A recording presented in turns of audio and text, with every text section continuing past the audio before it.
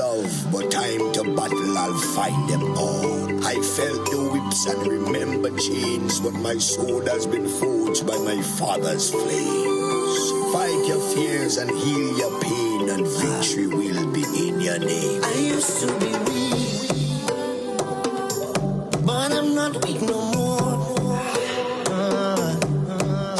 I found the strength of my ancestors deep down in my African core. I used to be frightened, I'm not afraid no more.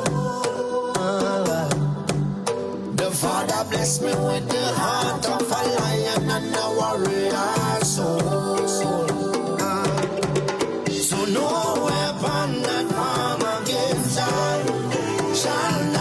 shall not prevail, and no man that rise against I, that war they shall never win. 'Cause I will conquer, oh I will conquer, yes I will conquer them. Come on, let's conquer, oh I will conquer, rise up and conquer them. Tell them no retreat, no surrender. I shall fight till the end of days. I was born as a Makai warrior, and the Almighty God my blade. Fire burn all Satan carrier. Father loose all shackles and chain. This morning first thing as I wake up, King David turns Sam to the brain. Don't let your courage go down, keep it up. And if your heart rip up and stitch it up, don't let your faith them fall, pick it up. When my cup was empty, God fill it up. Don't take the devil contract, rip it up. And if your bad mind people to go meet it up, pass me the Congo drum and let me beat it up. God on my side, me no give it. So no weapon that form against I shall not prevail. And no man that rise against I, that war they shall never win. 'Cause I will conquer, oh I will conquer, yes I will conquer them. Come on, let's conquer, oh I will conquer, rise up and conquer them. Thank you, Father. I want to say thank you, Lord. You are everything, Father. Thank you. Father, you alone shall guide me. No man shall lead my path. In the wind I hear your quiet whispers, and you heal my broken heart. Even some of my friends turn enemies, and they pray for right to feel. And remember you give us your only begotten son, but we gave him the wound of life. Send down your warriors with the hello, they carry down to the end of days. No matter how the devil try trick me, unto you my soul I will give. Father, I know this time is coming, I can see the high tide raise. Without you there is no other. Could it be that we is my soul? No weapon that form against I shall not prevail. And no man that rise against I, that war they shall never win. 'Cause I will conquer, oh I will conquer, yes I will conquer them. Come on, let's conquer, oh I will conquer, rise up and conquer them. I am a man. I am a champion. I am a warrior. So who are you to tell me that I cannot make? Who are you to tell me that I am not the greatest thing that God ever created? Good morning, Grenada, Carriacou, and PG Martinique. You're listening to Hard Talk Grenada. A very special good morning to those of you joining us on 97.5 CitysoundFM, 89.5 CRFM, 91.9 and 91.5 RealFM Radio, 92.9 Sister Al Radio broadcasting from Hillsborough, Carriacou, and of course 94.9 We Noise Radio out there in Brooklyn, New York. A very special good morning to those of you joining us on the live video, whether it's on Facebook, it's on YouTube, it's on Instagram, wherever you are. Good morning to you. It is a lovely day in the Spice Island. A little bit of rain, we have to deal with that. But of course, we are alive. I know some people are still a little bit shaken by the thunder that we experienced last night, or the early hours of this morning, but nonetheless. And then the rain. Oh, Lord, that was some rain this morning, some nice heavy showers of blessings. But we are grateful. We are grateful here to be alive. And this morning, of course, we are coming on the heels of a cabinet reshuffle. So that is definitely going to be our point of conversation this morning. Let us know what you think about this cabinet reshuffle. And of course, we will be sharing with you what those new cabinet appointments will be from the beginning of October. It's said that the first week in October is when they will begin their new portfolio. There's a lot of talk, a lot of stuff being said as it stands right now. But let's hear from you. Of course, we're going to open the lines very early this morning. The number to call is 440-7377 if you're calling locally. If you're in the diaspora and you want to give us a call, the number to call is 347-329-3101. Let us know what you think. Let's start the conversation, And of course, if you have a suggestion or a recommendation that you can make or that you thought was better, please. We don't make open-ended statements here on this program. So give us a call. Let us know what's going on with you. Let us know what you think of the new cabinet appointments. And I want to take a moment here to read to you what those appointments will be. For those who missed it, for those who didn't get an opportunity to really listen to, I know you're here, but did you really listen to what was being said, to who was appointed and placed where? Did you really listen? So I'm going to take a moment here quickly to share with you what those new appointments are. And let me see, where should we start? We have, of course, Senator the Honorable Norland Cox, who would now be Minister of Infrastructural Development, Transport and Implementation. So that's Senator the Honorable Norland Cox. He would now be the Minister of Infrastructural Development, Transport and Implementation. The Honorable Pamela Moses, she will be minister in the Prime Minister's ministry with a special responsibility for needy assistance, uniform allowance, special projects, and ICT. And then, of course, our Honorable Prime Minister, I know this shook some people's boots because there were a lot of comments, especially by opposition forces, who stated that he would never give up the Ministry of Finance. I don't know who tell them that, right? But now our Prime Minister is now within the Prime Minister's ministry, of course. He will be responsible or be Minister of Home Affairs, Department of Public Administration, National Security, Youth Development, ICT and Disaster Management. That is now the new role of Dr. the Right Honorable Keith Mitchell, our Prime Minister. Senator Simon Steele, he's the Minister of State in the Ministry of Civil Aviation, Tourism, Climate Resilience and the Environment, with special responsibility for climate resilience and the environment. The Honorable Peter David, Minister of Agriculture, Forestry, Lands and Labour.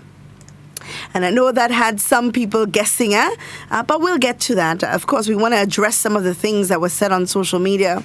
And of course, in the wider population as it relates to his new appointment. So Honorable Peter David, Minister of Agriculture, Forestry, Lands and Labour. Then we have Senator the Honorable Dr. Winston Garraway, who is now Minister of State in the Prime Minister's ministry with a special responsibility for disaster preparedness.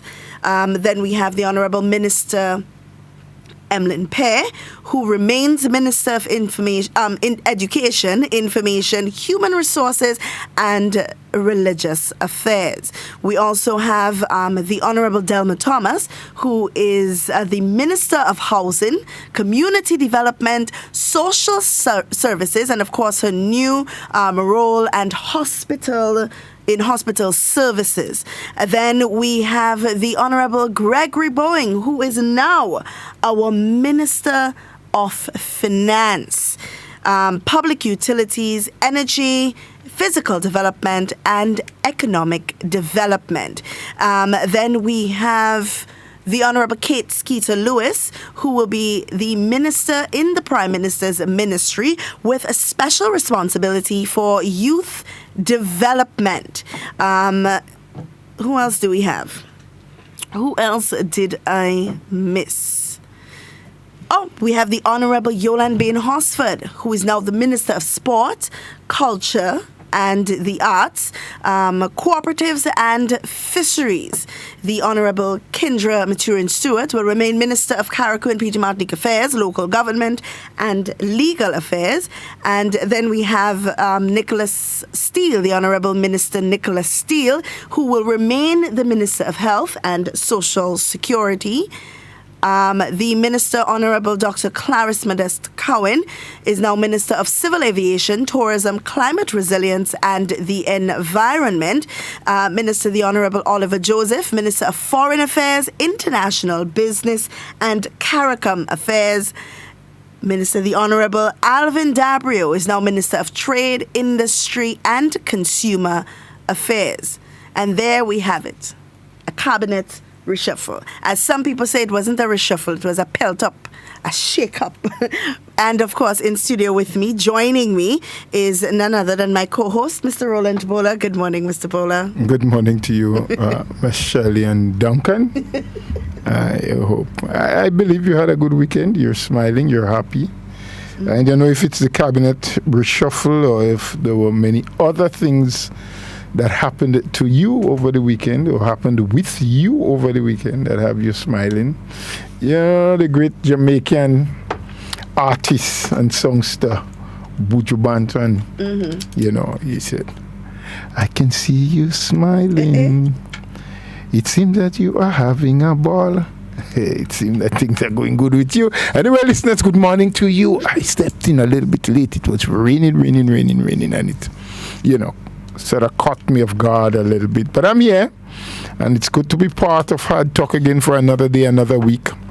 You know, thank you for joining us, and let's have the conversation. Let's continue discussing. Let's look at the pros and cons, the ins and outs, you know, the ups and downs of a number of things that are taking place in our country. Yes, and Mr. Bola, before you arrived, I did announce that we were going to open the lines very early this morning because we want to get people's take on this new cabinet reshuffle, this new shake-up, this earthquake that happened yesterday. It was? Yes, man. It caught a lot of people. Mr. Bola, somebody saying you could sing. They said I could? Yes. Only when I want to sing love songs, darling. So if it's anything else. No, I love gospel too. I do sing church songs. When I go to church, I sing. My daughter is in the choir. Yeah. You were singing yesterday. I feel you are the one responsible for all of this rain and thunder and thing we get. Well, I'm great. Thank God. Because I wanted rain. Thank you, Lord. Yes, Mr. Bola, but this cabinet reshuffle caught a lot of people off guard. You see the comments on social media, you hear even the calls on the radio, and there are some issues that we do need to touch this morning that we are going to touch, of course, as it relates to comments being made by opposition forces, of course. And I want us to hit it very hard this morning. You know why? Because for months on end, we have been hearing that agriculture needs attention. Agriculture needs someone to focus on agriculture. It needs building. All of a sudden, with the cabinet reshuffle, the Honorable Minister Peter David got that ministry or was assigned to that ministry, and all of a sudden, opposition saying that is a demotion. So how can you now say that Ministry of Agriculture is a demotion if you felt like it was the way forward and it needed to be addressed and it was the thing that we needed to focus on the most, but yet putting somebody in the Ministry of Agriculture now became a demotion? But, you know, Ms. Duncan, you and I have opposing thoughts. And I'll tell you what make our thoughts opposing. You say we need to hit that hard. I feel like I don't even want to address it. You know why? Tell me why. Because the opposing forces, or the people who are opposed to the NNP, to the NNP government, to the NNP party, those who have absolutely no regard for the skills, the thoughtfulness, and the visionary leadership of Dr. Mitchell, will always find a way to bring every good thing in a bad place, to make everything positive sound very negative, and don't expect them to do anything different. So sometimes I feel like responding to them is just giving them a hearing, making them feel that what they're saying is so important. I mean, we have heard it time and time again. First, let me just, before addressing the issue at hand itself, these opposition forces keep saying that there is nothing done. They're not even saying, well, some say there is not enough. Some say nothing done. You question them, what more do you want to see in agriculture? What is not done? What is the more you wish for? And if you're saying more must be done, tell me what's already being done and what you want added to it. And they cannot give you a proper and consistent answer, right? Depending on who, where, and when you talk to them, they have all different sorts of things to say. Oh, look, this ain't happening, that ain't happening. Go to the farmers themselves. There are farmers that are getting assistance from government and don't even understand that they're getting. Then we could highlight so many things that they're doing, from the provision of fertilizer at reduced price, plants from the propagation stations that are heavily subsidized, farm labor program, and this year that has increased. There's $1 million budgeted. That is where government are paying, even in a time when you're collecting revenue that is 40% less than you were collecting before, you expected to collect within the period. You are taking ordinary people who are presently unemployed and putting them on farmers' land. Even farmers themselves and their family get an opportunity to work and be paid by the government, right? You have within the Ministry of Agriculture, you have teams that go around.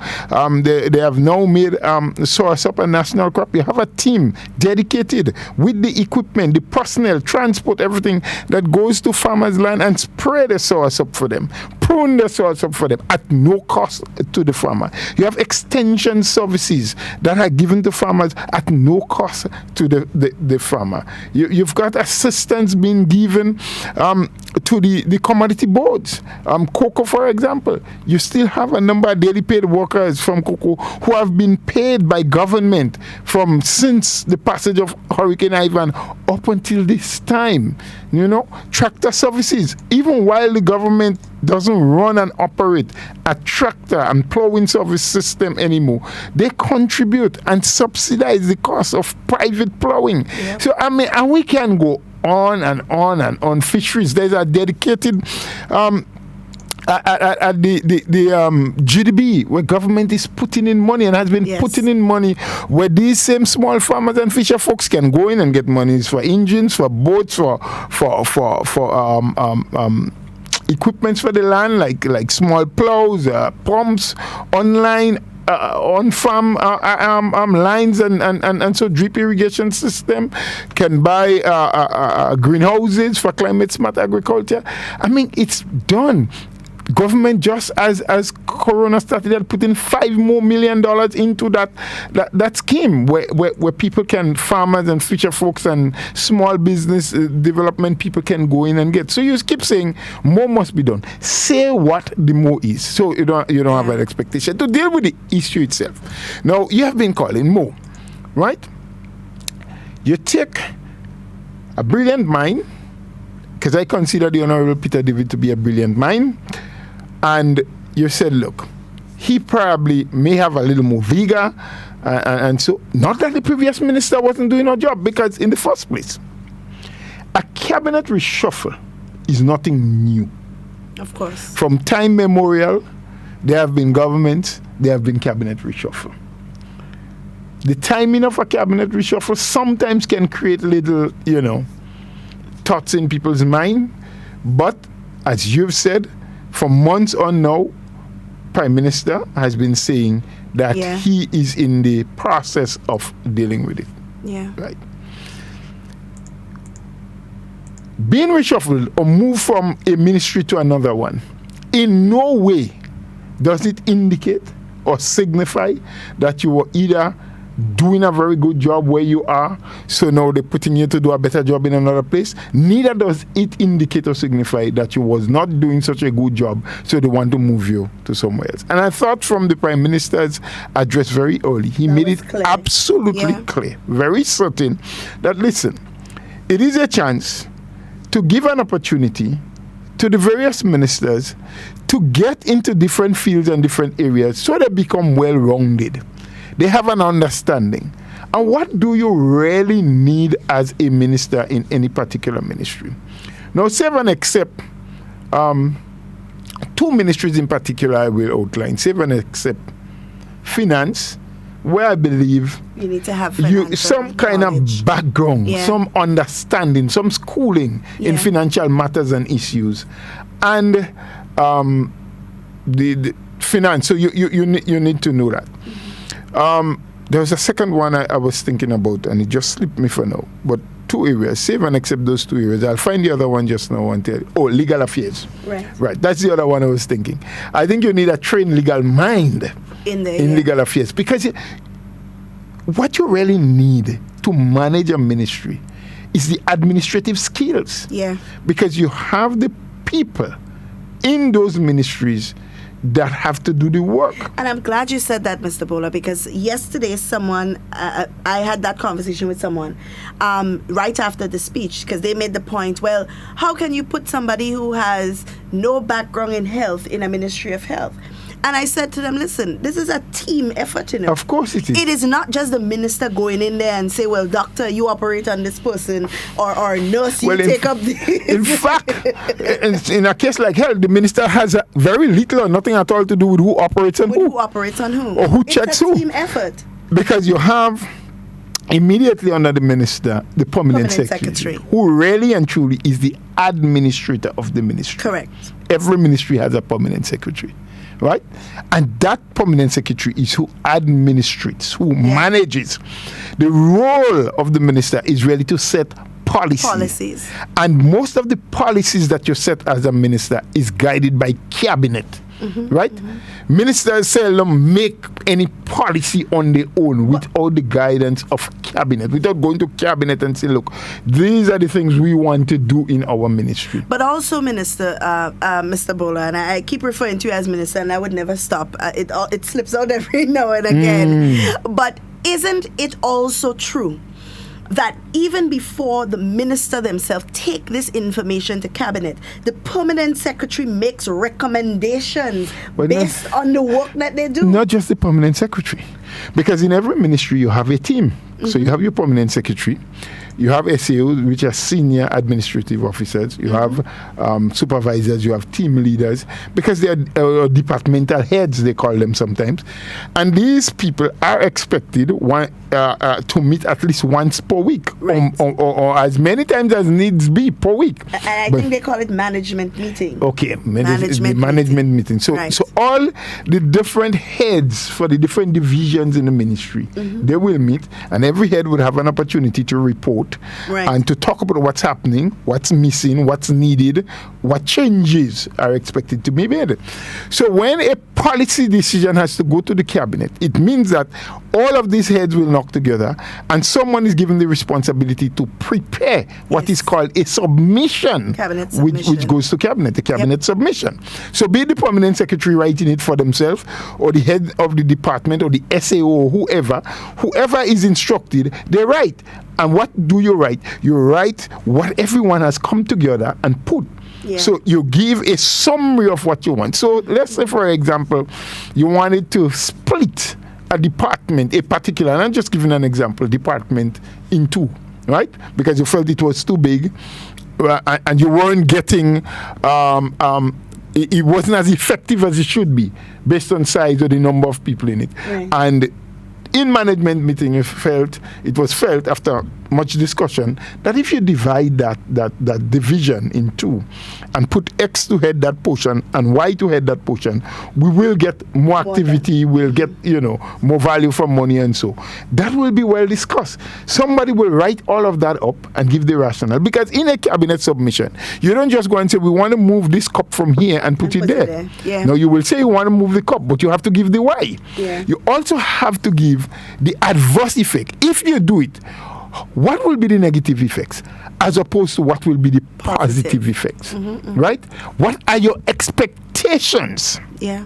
From doing that. So all of that is confined in a cabinet submission. So when it goes to cabinet with rationales as to why you want to do something. You look at the savings that you will get. You look at the productivity that will come out of it. Yeah. But mind you, it means that as a submission going to cabinet, now all the ministers of cabinet will get a copy of that document. Will have that copy to study over the weekend. And when you go into the cabinet room on Monday, which normally is cabinet time, there will be lengthy discourse on issues. Yeah. There may be some ministers who are in full agreement with what you're doing. There may be others that say, look, well, we agree if you do that, you may get more, but maybe you should do it this way instead. Yeah. There may be ministers who say, well, that don't make sense at all. But the dialogue will go on. People will give the pros and the cons. And eventually, you will have what is referred to as a cabinet conclusion. Yeah. Meaning that cabinet may say, look, we postpone decision on that issue because we feel we need some more information. We feel that there should be greater research. We believe that you must give us more details. Or the cabinet may say, we agree, but we want changes to A, B, and C in the document.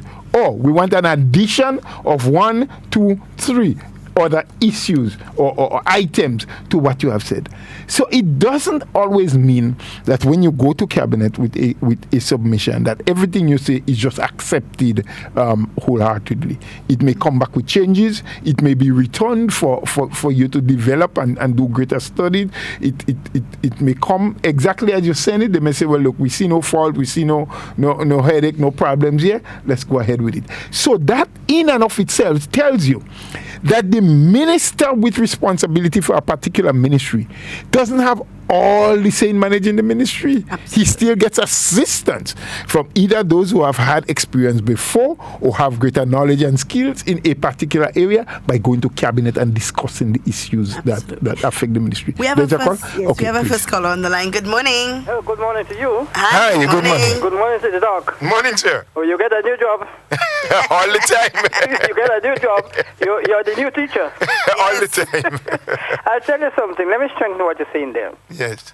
Because I recommend this. I discussed that over the years with people. And being a past government worker senior, yes, then I suggest that we bring it there. Government bureaucracy will solve that problem. If we bring that in as the curriculum yes, and the school setting, way back in, maybe into the primary school, right up, people will have a better understanding of how government work. I think it's because of the lack of knowledge, lack of understanding of government bureaucracy that people say a lot of things that they don't know about. So I would suggest, my recommendation is that this should be in the curriculum as a subject area, right from the school. So that, because you see, when children leave school, the first place they head for a job is the government services, yes. So if you're going to head for government, you're already trained from the school, so you can start to function. You know, government don't need to train you because you understand government bureaucracy. So whichever ministry or place, you'll start functioning. So I'll suggest that we bring this in the curriculum so that we have a subject area, right, which will help people to better understand how government works. Yes, yes. I want to leave it there, sir. Thank you. Thank you. Thank you. Well, just from what the caller is saying, Ms. Duncan, there used to be a subject matter in school before called civics. And it has changed, I think, to social studies and whatever have you. And they do some aspects of it. But maybe in our own jurisdiction, in Grenada, through our own ministry, maybe we can zero in deeper you know, On what, yeah. and on what government functions entails. What are the roles and functions of the minister, the permanent secretary, you know, the different departments or heads of departments, why they have different functions, which all come together and eventually make up one whole. Yes? Yeah. And so maybe that caller is correct. We need to do more. But I also want to make the point that some of those who speak and say certain things when they say it is not only because they are unaware of what it is. Some of them are just mischief and they just want to make things look bad. Yeah. So when you know, because we haven't zeroed in on the issue that you raised, that it's a demotion to put the Honorable Peter David in agriculture. Now you've been crying out that agriculture need more. How could it be a demotion? Yeah. We have a call on the line. Oh, Let's sorry, take that I quickly. didn't. Yes, sorry. Yeah, good morning. Hi, good morning. Morning. Hi, morning. Yeah, I satisfied with the reshuffle, a wonderful reshuffle. And when the leader shuffle his ministers, he's not shuffle them because he knows the people that the minister that he has around him is capable to handle different ministries. And that is important when he's selecting a party to run the government. You have to choose people that is competent, people that can handle different areas. Because I remember in 2008, 2013, you have a minister of finance. You could not have shuffled him because they alone he could be the love money. But then check out the he gives him more exposure to serve, to work, to manage different areas. They do it because to expose them and to give them to lift them up. Because even in 2008 again, when the prime minister reshuffled people, they did by spite because they might not like the ministers. They reshuffle them. I want to say to the Grenada people that reshuffle is a wonderful shuffle, and to get them to equip them to be a better leader in life. So, Mr. Uncan, Mr. Bola, you all have a wonderful day. God bless you. All right, you too. Thank you so much. Thank you. Yes, Mr. Bola. Yeah. So to be saying that it's a demotion, it's just, you know, people wanting to score political points, you know, to be wicked-minded, because what's the demotion to move the Honorable Yolande Bain Horsford from agriculture to youth? Not youth, sorry, but sports and culture?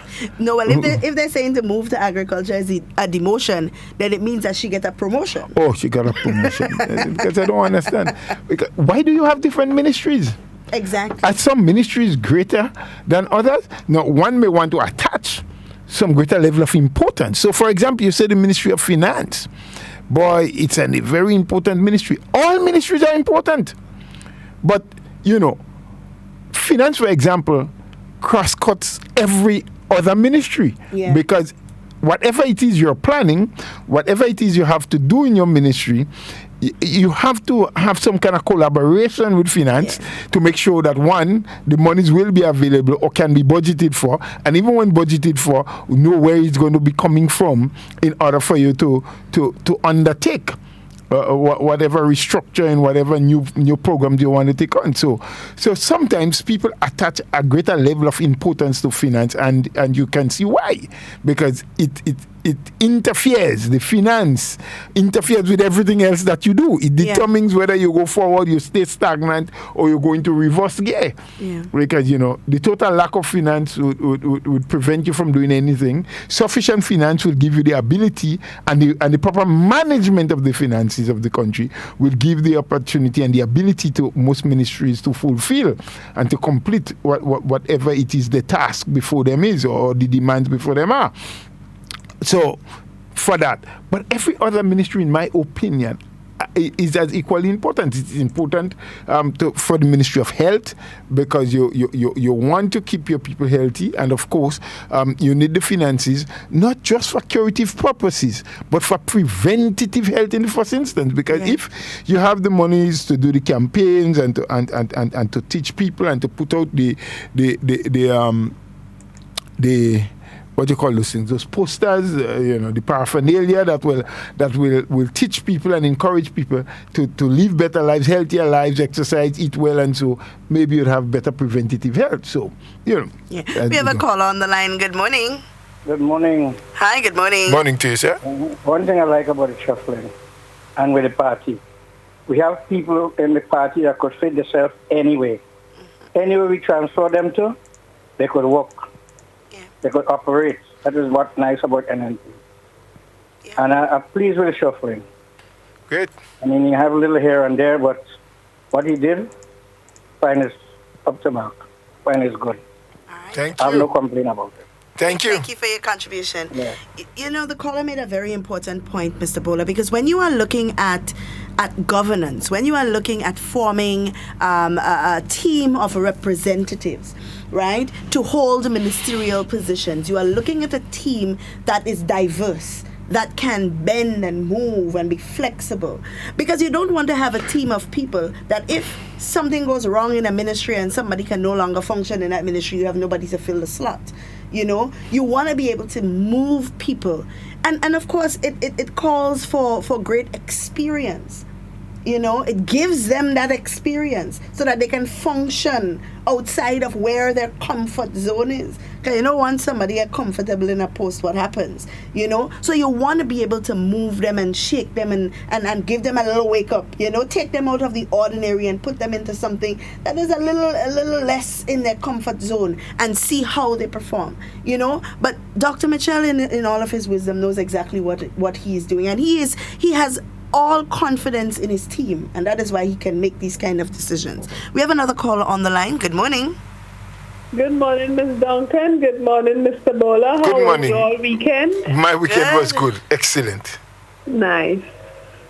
I think the reshuffle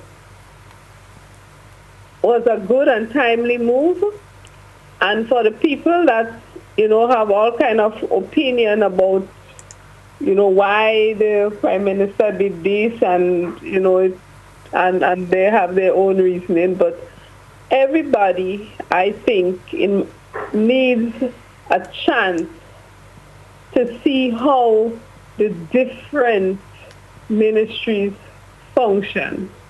And in every country, every island in the Caribbean has a system where they are reshuffled in government. But you know what is most disappointing in all of the response and all of the comments and negativity that's happening on social media is the fact that some of our people who are advocating that we should focus more on agriculture and that we should use agriculture to build this country. And they have so much to say.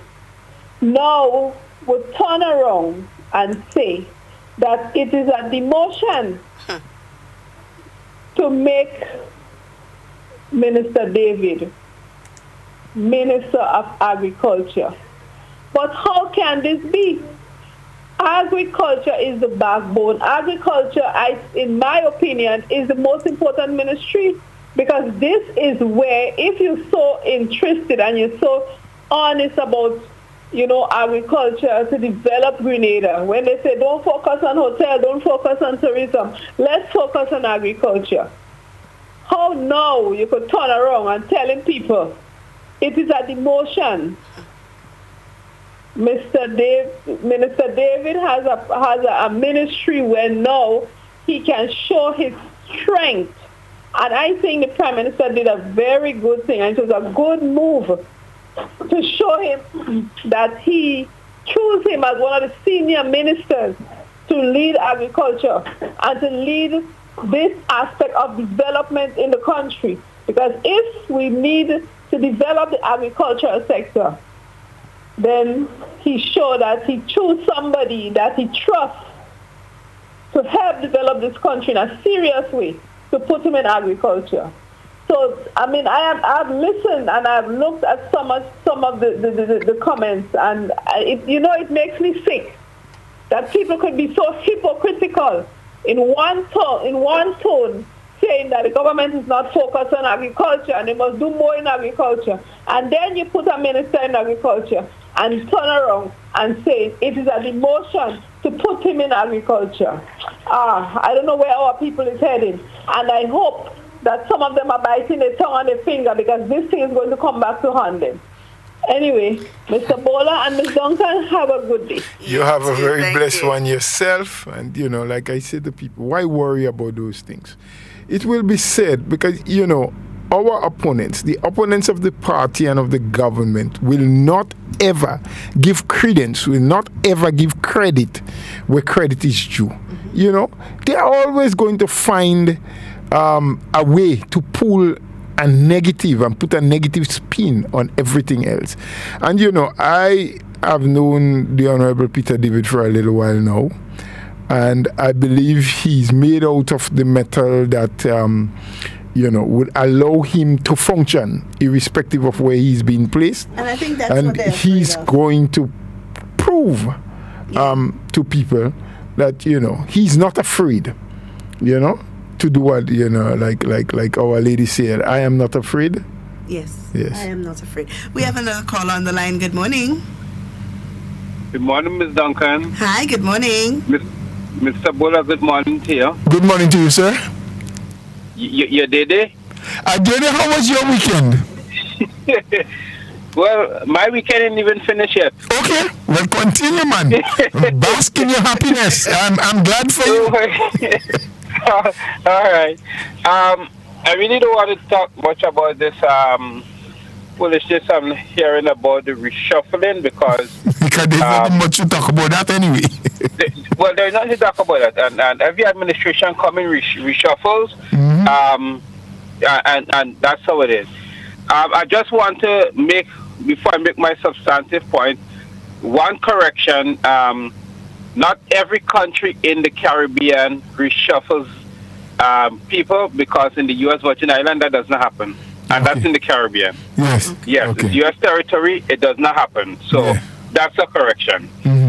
I have been, my substantive point is I've been listening, I think it was Friday, and again, this young lady, which she have a right to say what she is saying once she is correct, but she would have said, make some statements which is not good towards the health system. And I want to tell Grenadians something. Well, I have a friend, his mom was in hospital, and he went to see his mom, and they was giving her some tablets. She had to take her tablets. And the nurse asked if they would like her to, the hospital to issue her some water. So he said, okay, it's some water. When the bill came, it was $700 and something for a glass of water, because the bill, it is itemized. You're joking. $730 something for the one glass of water that the lady gets. In Grenada, we get a free healthcare system. No place in the world the healthcare system is perfect, but we're able to walk into a clinic and get service, and we don't have a problem. Sometimes we might be asked to pay some monies if you have to go and do a scan, as the lady was saying, even though you have to go by St. Augustine. So what? You're lying on the hospital bed, you don't have to pay for lying on the hospital bed. And I think people must learn to be grateful, because they didn't really feel the brunt of they didn't really feel pressure, She didn't feel pressure yet. And I'm not praying for that to happen. And we even get free surgeries. Surgeries can cost up to in the thousands of dollars for a simple surgery.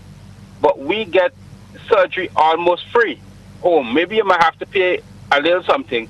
But I think you can reach $25,000-$30,000. No way. So I think you're crazy. I think when people, before they open their mouth to talk, do proper research before you run your mouth on something that you're not supposed to run your mouth on. Because she has been speaking missives from the time she started to the time she ends. I mean, I respect her. As I say, she have a right to do her thing. It is her page. But I believe whatever we do, truth must always prevail. Do research. It's not hard to do research. And don't run down Grenada like that. Grenada has its challenges, but we're able to go into the health system and get our stuff. Sometimes you even get medication free in the hospital. That's true. Yes. That is true. Yeah. So I really cannot understand this kind of thing at all. So let's think before we talk. And yes, Grenada is a nice place. Absolutely. Grenada is a nice place. Anyhow, take care. I'll be watching the program until you all finish. Well, thank you so much, and thank you for that injection. I mean, he really made and brought across some important points. And we have been saying it repeatedly, and I have even said it for this morning already. A lot of times people talk and say things. It is not simply because what they're saying is factual. It is not because what they're saying is what is happening, but it suits them to say it because it will help them to achieve what they want to achieve. Yes? So you want to always put the NNP administration in a bad light. So you go about, is the health system perfect? Absolutely not. In fact, we say here all the time that even the government is not perfect and that every decision taken do not always yield the best result sometimes. Do not always give what the expectation of the people are. Yeah. But we my have God. another caller on the line. And then I want us to talk a little bit about that video, Mr. Bola, and just highlight a very important point that came out of it. Good morning. Hello, caller. Good morning. Hello. It seems like the caller is on the line, but what can we do? So I guess they're going to try again. Mr. Bola, a few people saw the video. There were conversations surrounding it. And a very important thing that the young lady said I want to highlight. She said, if I have money and I need something done, I can't go in the hospital. She can't go to the hospital. That's what she said. Then she went further to say she met a prominent person while in the U.S. and asked or inquired as to why that person was there. And the person indicated that they are there to do a medical. Now, I'll tell you why those 2 points are important. First point, if we continue to look at the healthcare system in Grenada as a cheap means of getting healthcare, that is what we will get. Additionally, if we continue to say, well, Grenada healthcare ain't so good, so I'm going in the US and pay thousands of dollars towards getting whatever it is I need to get done there, then our healthcare will remain in the condition that it's in. You know why? Because it goes to show that as Grenadians, we still do not understand that healthcare is an expensive commodity. One. And if we are not willing to invest in the healthcare of Grenada as Grenadians, how can we then demand such a high quality and a high standards and compare our healthcare to healthcare that we go and pay thousands of dollars for? And those were the 2 points that I wanted to highlight. Because you see, as Grenadians, sometimes we complain without thinking, without logic. In order for us to get what we want, and I'm not saying that it doesn't mean that we can't have good healthcare here, even for a limited cost. But if you are holding it at such a high esteem and you want to compare it, and mind you, a lot of the hospitals in the U.S. are privately owned. Privately owned individuals, you go in there, you pay to do your surgeries, and so on. It's a business. So they get in a profit. So they can pay their staff and they can stock up and so on. Everything has to be paid for. So if you want to compare it to that, then maybe we should attach a cost to everything that happens in the hospital in Grenada. Well, 2 things that you said I did not agree with you. Tell me. One is that we don't understand the healthcare costs. There are some people in Grenada that don't understand. Okay. But the vast majority do, because they put monies together, they raise funds, they do whatever, and they go abroad and pay thousands and thousands of dollars to get it. That's one I did not agree with you. So it's not to say we don't understand. We do. And the second thing is that you said, what the young lady said, if she don't have money, right? Now, there are a few things in this health system in Grenada that you pay for. So to analyze blood work and so, there is a cost, and a very limited cost. I do blood work, 2 or 3 times a year. My wife does blood work almost every week because of her condition. She needs to analyze her blood. We go to a private clinic. Well, it's a little quicker, but it is not cheaper because she pays on a weekly basis to get her analysis done at the hospital, it may be half that cost. Yeah. Maybe 50%. But it takes a longer time there than when you go to the private clinics. Right. So we know, we understand. And we all have a very good idea that healthcare is not cheap. But it's not only now it's being spoken about. We have a 85% free health system in Grenada. Yep. You walk into any of the health centers anywhere around the island with a cut, an open wound, they'll clean it, they'll dress it, they'll bandage it for you at absolutely no cost. You just get up and you walk out. Some people don't even say thank you to the nurse. Where do you think everything came from? Where the bandages came from? All the medication that cleaned it up or so. You can have bad feelings and they drop you in any one of the health centers. They nurse take your pressure, they test your insulin level or how your level of glucose is. You need an injection or something, you're right there, you get it. Absolutely no cost, right? And most of us know that.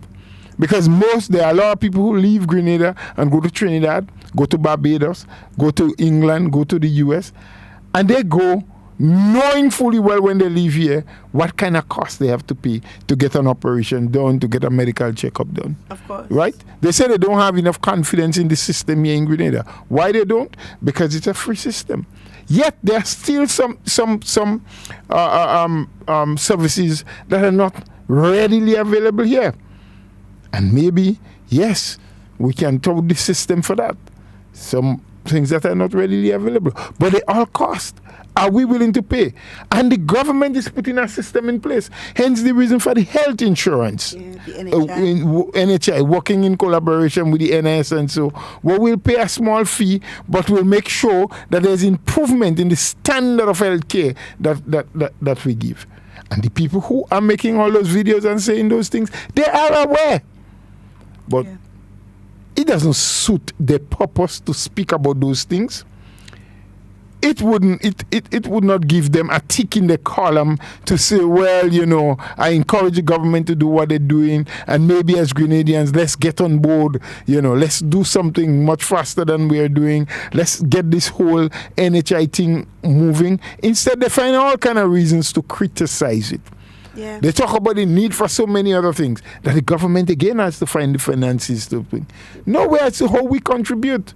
So, sometimes I know it is just out of malice and pure wickedness that we do a lot of the things that we do sometimes. Okay. We have a call on the line. Hello? Good morning. Hi, good morning. Morning, Mr. Bolan. Morning, Miss Duncan. Good morning, Miss Kame.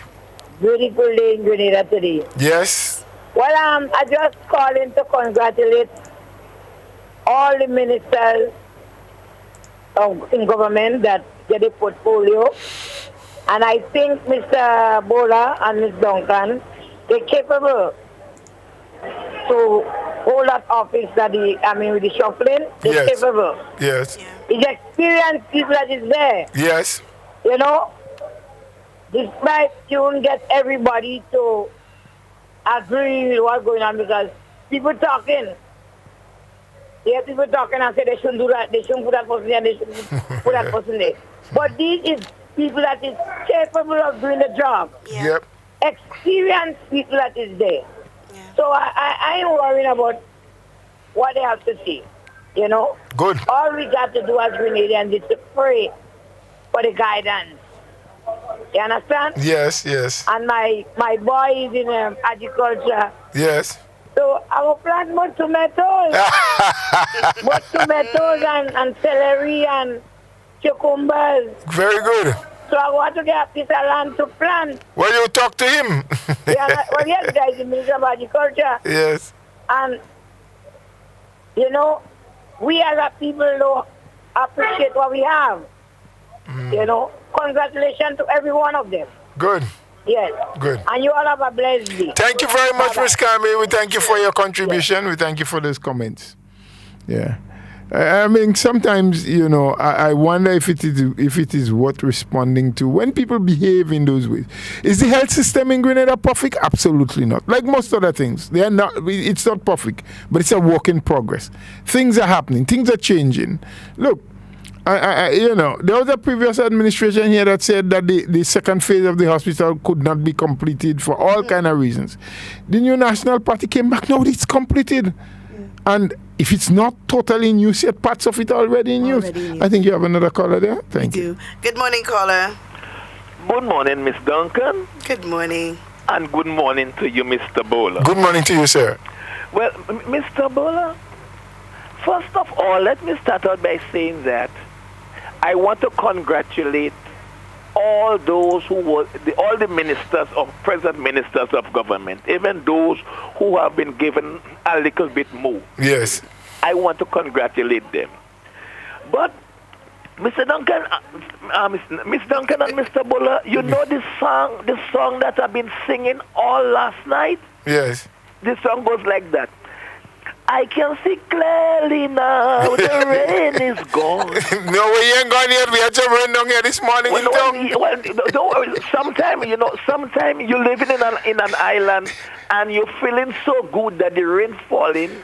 You know, the soil is enjoying it, but you're not getting wet. Okay. You understand? Yeah. Okay. Now, and I'm saying all of this to say that, Mr. Bola and Ms. Duncan, do you know that I am slowly coming to the conclusion in terms of understanding why people in the NDC dislike and to an extent hate Dr. Mitchell in the way they do. And let me tell you what is my rationale for saying that. The NDC can't believe that Dr. Mitchell is such a political genius. They cannot believe that, Mr. Bola and Ms. Duncan.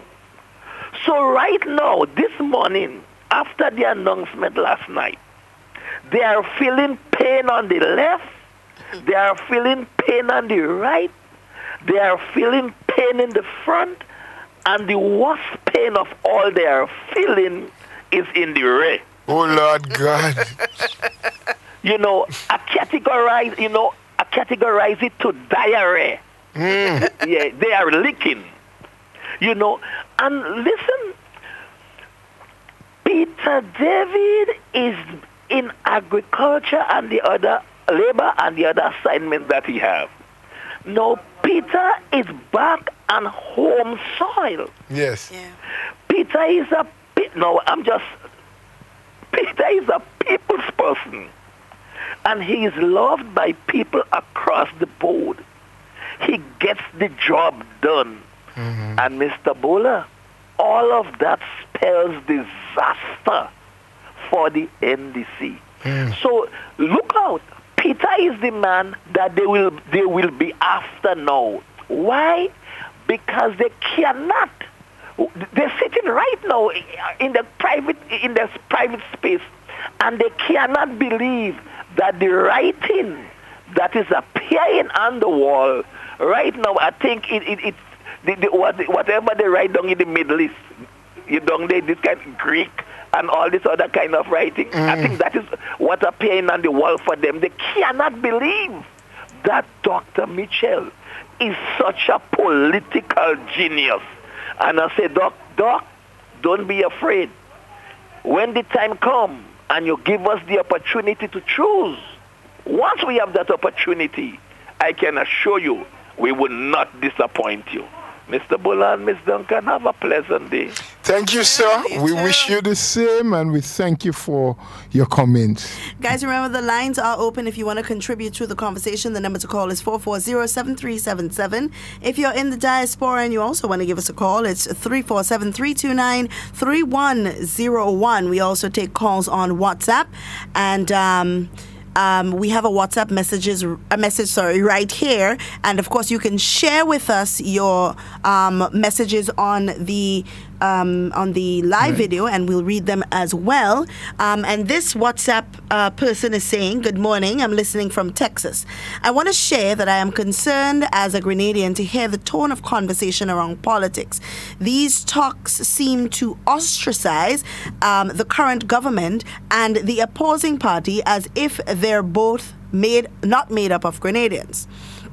It is right that we have healthy debate around the policies and politics, but lest we forget, we are all Grenadians, whether in the diaspora or at home, aligned with one political party or the other. It is it's in our best interest to be impartial to all and equally critical to all. We will either rise to the top or sink to the bottom, depending on our ability to appreciate criticism and to work hand in hand for each other's benefit." I think well said. There's nothing I can add to that. What the person is saying is that at the end of the day, we criticize, we try to destroy, we say all bad things about the country because we are not in the seat of power, we are not in office, and we get to office, and it's the same country that we have to manage and run. Country. It is the same people that we have to make policy decisions for. If the NDC or any other opposing party gets into government the next time there's an election, the present population in Grenada doesn't disappear and a new set appears. It's the same set of people. It's the same roads that we have to drive on, and it is the same roads that you will be contented with to repair. It is the same health system and the same education system, and you would have to now put policies in place to bring about more positive changes. So that's why, I oftentimes make the point that we have a right to speak and to criticize when there are things that are happening that are not in our best interest, or we believe is not in the best interest of the country and the people. However, though, we have to be careful because facts are easy to check. We can easily verify if what we're saying is factual or not. And we must not just do things for political expediency, but we must do them because they are the correct things to do. And come on, the conversation has to go on. Mm-hmm. We oftentimes say here that it is healthy when people can talk and bring debate and bring pros and cons, advantages and disadvantages of any and every decision that is made, even if you are supportive of the government. But sometimes the comments that are being made are not comments that warrant good, cordial conversation. You can feel the bitterness and the anger and the hate in it. Absolutely. When some people speak. Yeah. For example, just to categorize the Honorable Peter David to say that he was demoted. I mean, the Prime Minister clearly said, look, we want all our ministers, and he has always said that, not just this reshuffle. He said, look, we move people around because we want to give them an opportunity to operate at different levels in government, in different ministries, to be well-rounded, so they can fit in anyway. But interestingly, in last night's broadcast, he also said something else that caught my attention. He said, any good leader will not only look at what he does and what he achieves or she achieves, but how well they would have prepared the rest of the team for a smooth transition. Therein lies, for me, the indication from Dr. Mitchell that, look, as he has said before, I'm not going to be here forever. So I must prepare everyone else. Yeah. He didn't pick a particular individual, but anyone who's interested for a smooth transition when that we time have a comes. caller on the line. Good morning. Yes, good morning, Ms. Duncan and Mr. Bowler. Good morning, very well. All right, well, I myself listened to the Prime Minister's address, the address on the reshuffling of the cabinet last night, and I find, obviously, I would have my little questions about it. Obviously, I cannot be the Prime Minister. I'm not the Prime Minister. His judgment is always his own. Yes. But at the same time, when you hear the dialogue between the opposition side and the opposition party and some of the pundits, they will only pick on Peter David. I don't know why.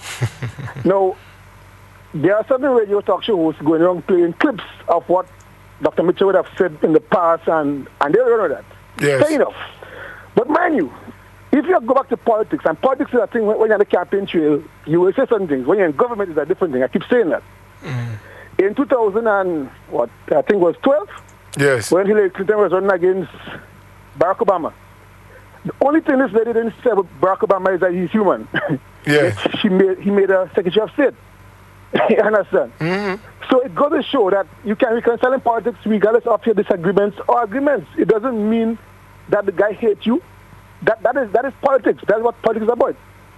But for me to use that reference to say, well, this man has been demoted, and in a sector like agriculture, where it is needed a serious boost, certain individuals will highlight the budget from 2014 to now.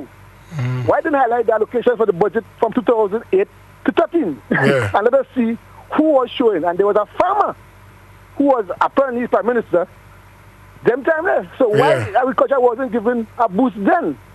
Then they go say they didn't have enough time.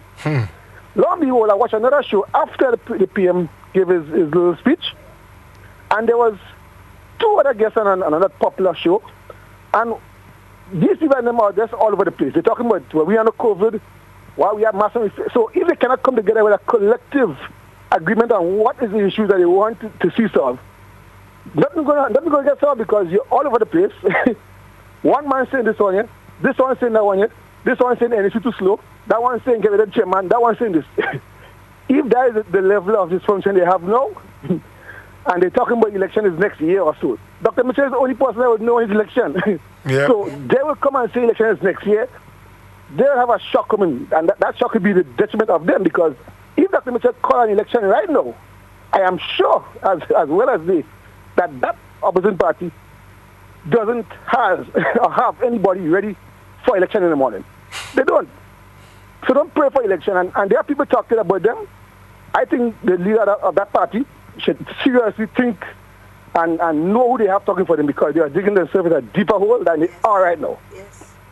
Thank you, brother. Absolutely. Thank you. Well, that caller had their own views and the thing, he made one point there, and that brought me back to what that guy said, what I saw on the thing last week.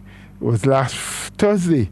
I think you showed me that the opposing forces have been calling for Dr. Mitchell to live 1,000 years now, and if he live right away, they're still not ready. They're still not ready. It's true. But, it's true. Like I said, the debate and the conversation will continue. We all have a right to say what we would have preferred, who would. And remember when COVID just started, when COVID was just around, we've made the point on this program here that leadership and being in charge, especially in times of crisis, is not being led by the amount of noise or by emotions, but by keeping calm and being able to make prudent decisions, even if they are very difficult ones to make. And Dr. Mitchell has proven time and time again that he's a leader of substance, that he has a vision, that he does things because he has the strong belief and conviction that whatever he's doing is for the best for Grenada and Grenadians. Mind you, it don't always work out that way. There are times that factors and issues change along the way, and the results at the end may be different. But I have the confidence and the belief. I have worked with him, I've seen him operate. He's a deep thinker, he's a visionary leader, and of course, hence the reason he has been so successful over the years. And that is what some of his opponents are failing to recognize. They think it is just about running mouth and bad talking and saying things, negative things in particular, is what makes them popular. Of course, that is popular with some people, because some people would like to see his demise. Some people would like to see the end, and not just the end, but a destructive end to that of the new National Party. But they are not in charge of everything. We have another call on the line. Good morning. Good morning. Hi, good morning. Mr. Bull, as soon as I finished talk this morning, as soon as I done the program, man called me. All right. He said, you see how keep shaking? So he's shaking all your head. I say, yes, you see what you do? That's why we're capable enough to shake up the parliament. I say, we do anything we want to do. I say, don't mind me shaking. All you can shake, all you won't shake, and all you won't move.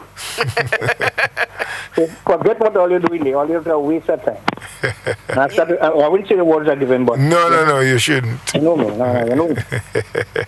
Take care. All right.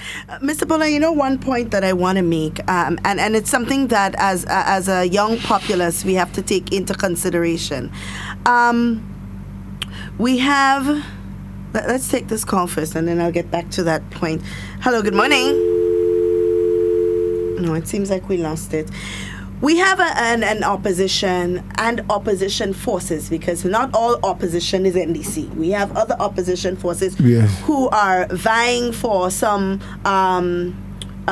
political value, if you want to call it that, who feel like if they speak up and if they speak out in a certain way, that they will become recognized, because that is the way that the tide, in their opinion, is turning.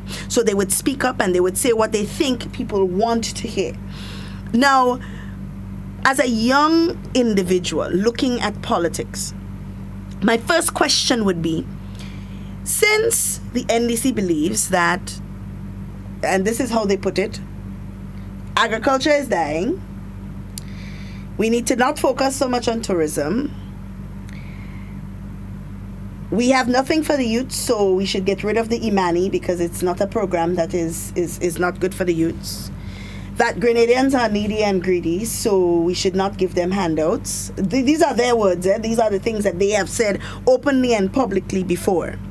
That the healthcare system and NHI is not necessary for the people, that we need to invest more in the NHI, but yet they have not told us where we're going to get the money to invest yet, right?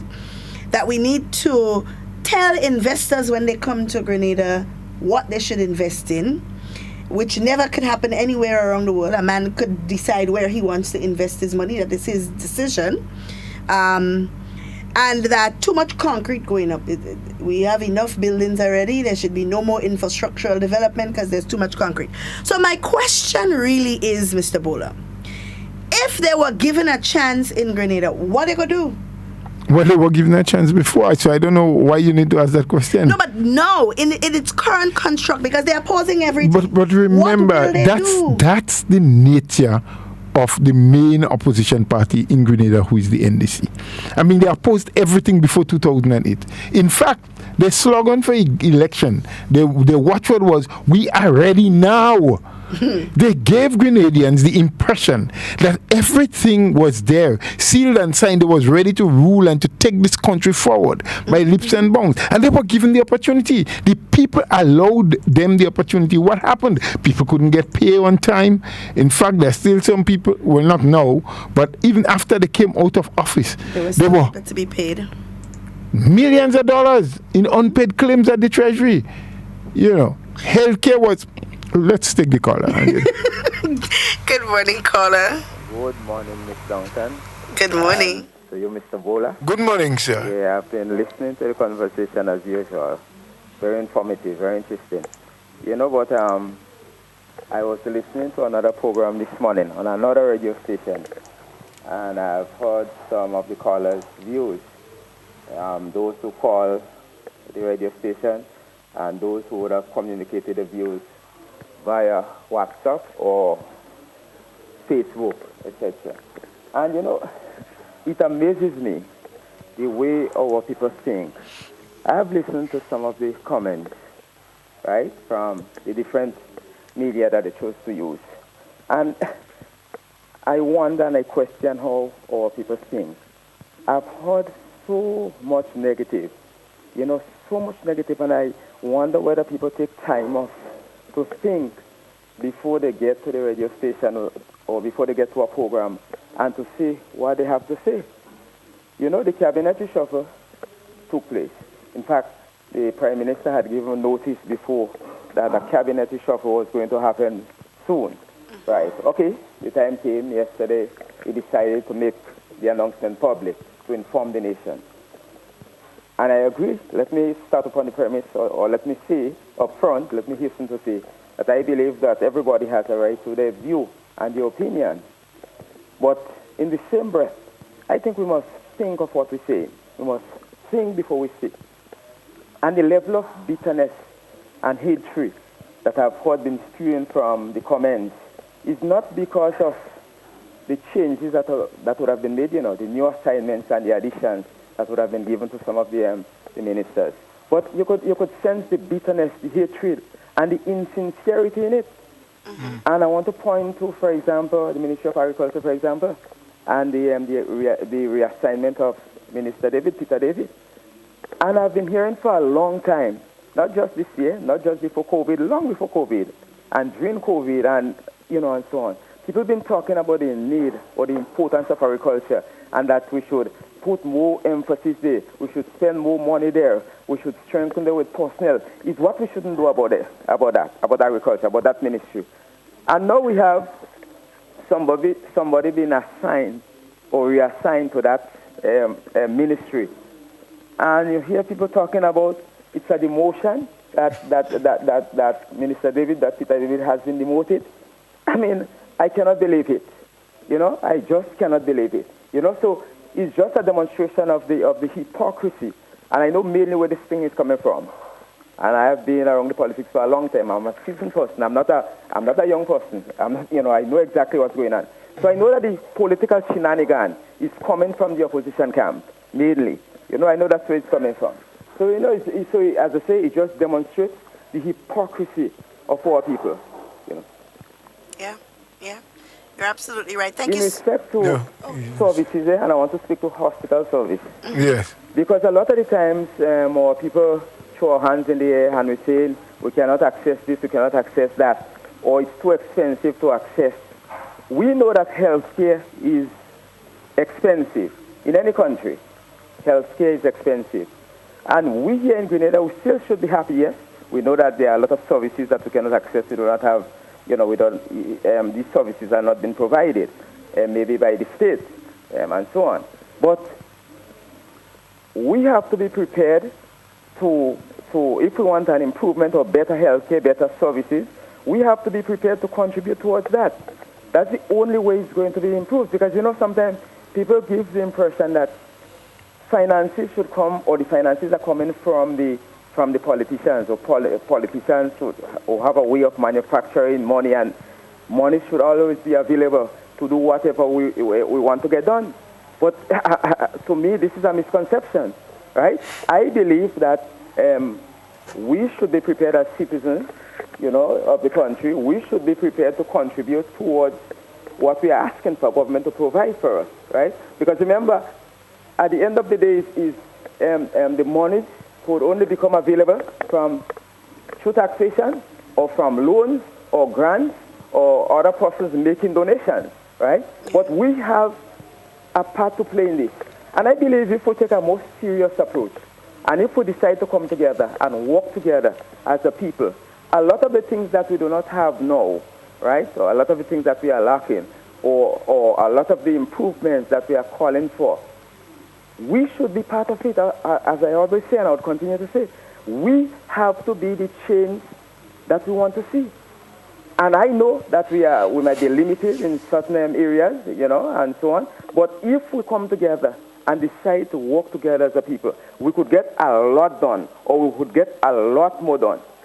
In terms of government projects and the implementation of government projects and the monitoring and supervision and so on, and coordination, I must admit that sometimes I have some difficulties in that area. In terms of the monitoring, sometimes I think there is not maybe sufficient monitoring, coordination, and supervision of some of the projects.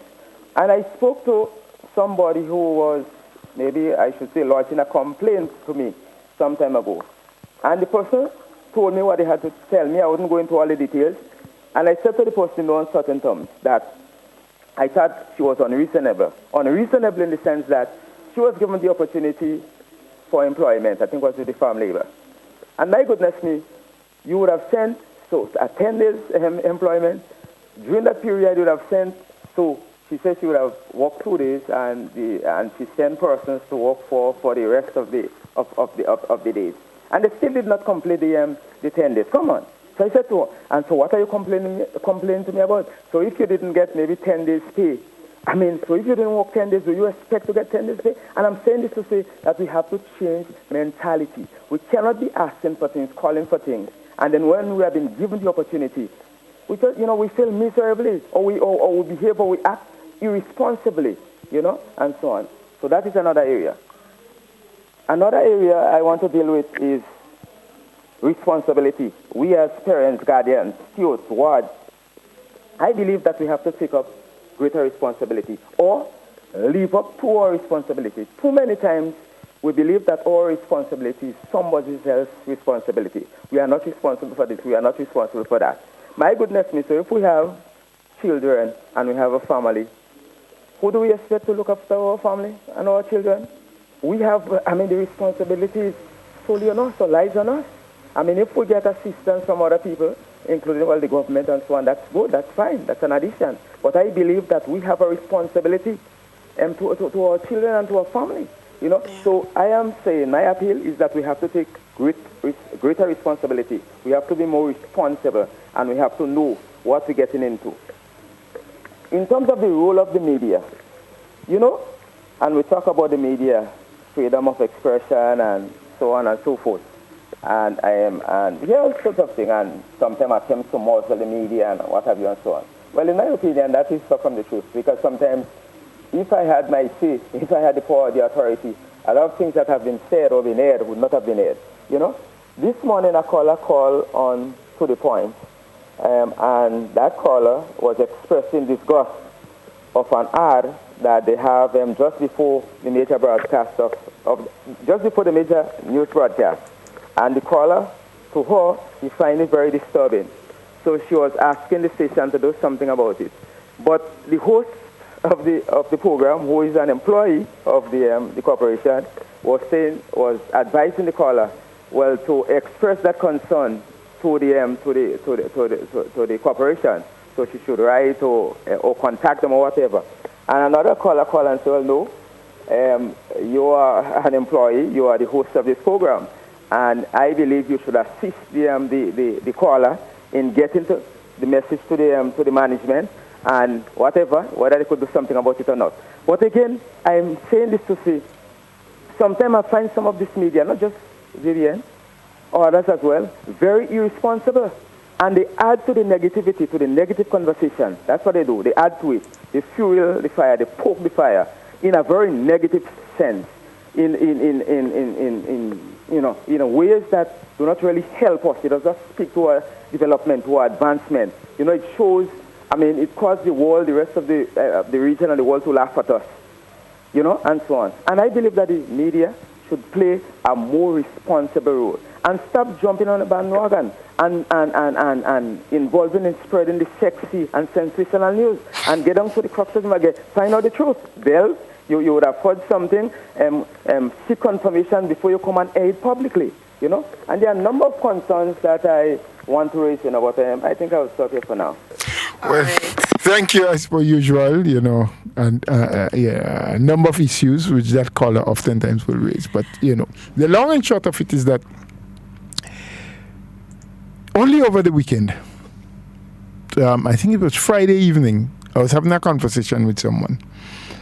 And that issue came up, and it was a young lady, a senior lady, I shouldn't say young, she's a senior. And she said to me, her son, her grown son, asked her, because she's doing a service here in Grenada, but I'd spent a lot of her years abroad, in England in particular. And we happened to be speaking about the distasteful way, in sometimes the lack of appreciation in the way sometimes we behave as a people, or some of us behave as a people here in Grenada. And she said, Mr. Bola, it was only a week or so ago, she was having a conversation with one of her sons, who still resides, or came here and is back in London now. And he asked her the question, specific. Mom, what is it you prefer? To continue to accept the ingratitude of your people, your own people that you know, or to deal with the racism of the people you don't know? And I pondered upon that all weekend. which is better? Is one better than the other? You know, there are those of us and those among us, and I'm not now just talking about politicians. There are a lot of good philanthropists out there, people who attempt on a daily basis to do things for humanity, to help, to assist in whatever way they can. And all that is meted out to them is disrespect and ingratitude. Yep. Yes? Is that any easier to take than going into another man's land and take the level of racism and negative comments from them? I mean, as a people, we really need to think longer and deeper and harder and ask ourselves time and time again, when we do some of the things we do, we make some of the negative comments we make, we act in some of the ways we act, are we doing it to our detriment or to our benefit? Yeah. Are we assisting in making our country a better place, or are we helping to sink it deeper and further? Do we even realize what it takes and how much effort and energy it takes to manage and run a country? Some of us don't have a clue. Some of us look at the parliamentarians, we look at the issue of prime ministership as just sitting in a nice, well-cushioned chair that is relaxed and easy and just make whatever decision we want without having a clue of the sleepless nights that sometimes people are in those positions have to go through.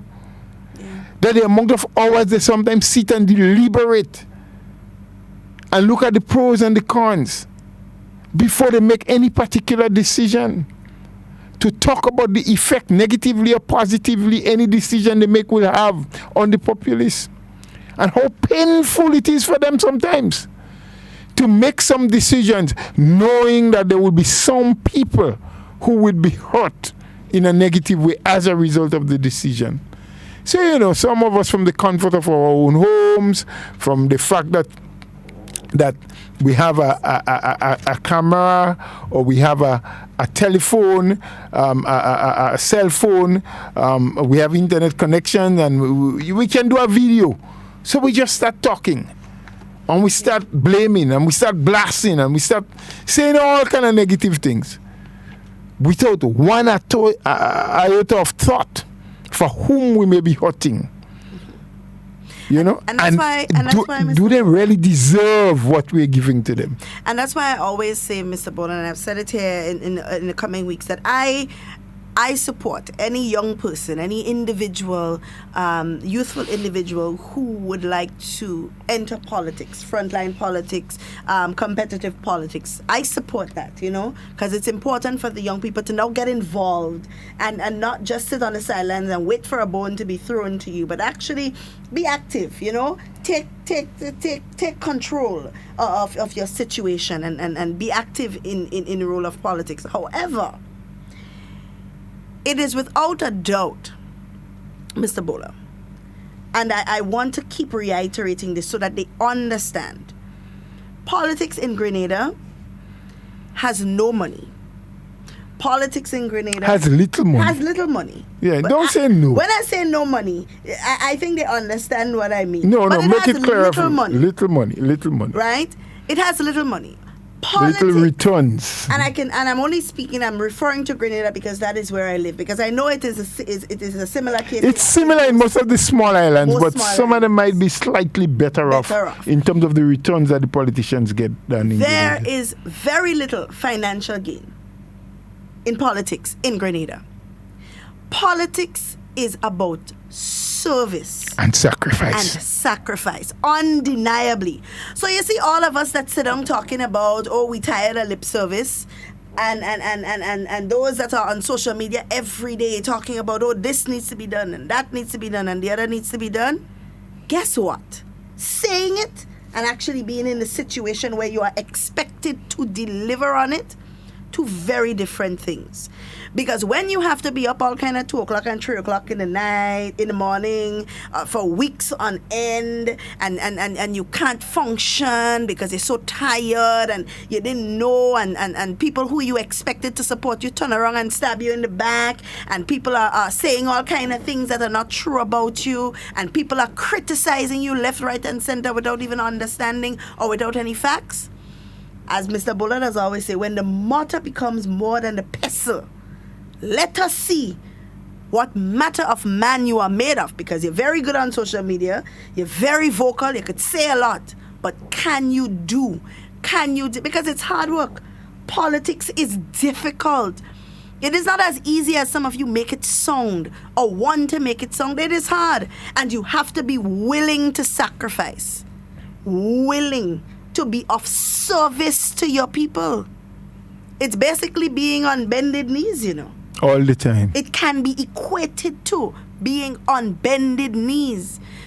If you are serious, and I want to make sure I put that in there, if you are serious about being in frontline politics and not just want to be in the spotlight and want to be on TV and want to sound like you're educated and you're intelligent so you could speak on matters and all of that is great, all of that is good. But when you decide to become a candidate and to be in frontline politics, you can bet your bottom dollar it is going to be 40 times worse than being on social media criticizing.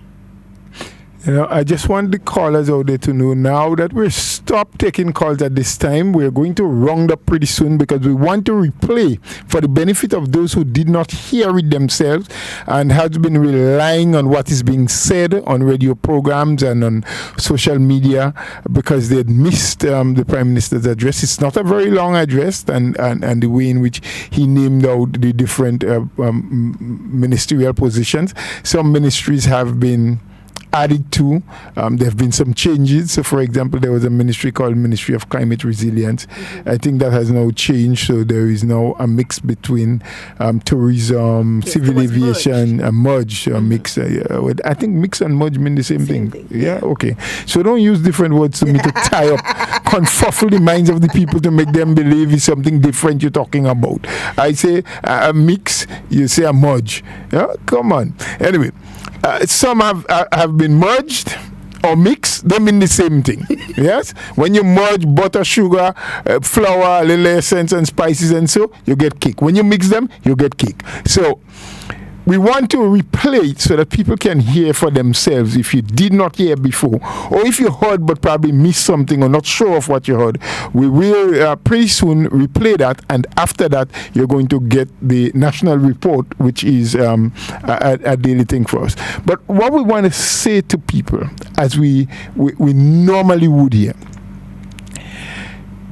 it is your right as a citizen of the state to comment on things, especially the things sometimes that, in your opinion, or in the opinion of your grouping that you're with, may not be going as good as you want it to.